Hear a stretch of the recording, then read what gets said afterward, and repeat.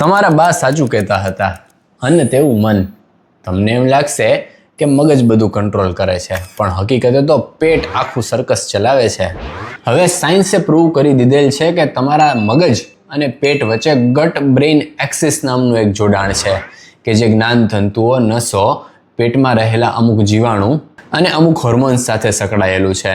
તમે માનશો નહીં, પણ તમને ખુશ રાખવા માટે જવાબદાર જે હોર્મોન છે સેરોટોનિન, તે 90% પેટમાં બને છે અને માત્ર 10% મગજમાં બને છે. ખરાબ આહારની સીધી અસર પેટના જીવાણુ ઉપર પડે છે અને જેને કારણે ડિપ્રેશન, ચિંતા, સ્ટ્રેસ એ ખૂબ વધી જતું હોય છે. પરીક્ષા પહેલા બધાના પેટમાં તીતલી ઉડે એ તો અનુભવ્યું જ હશે.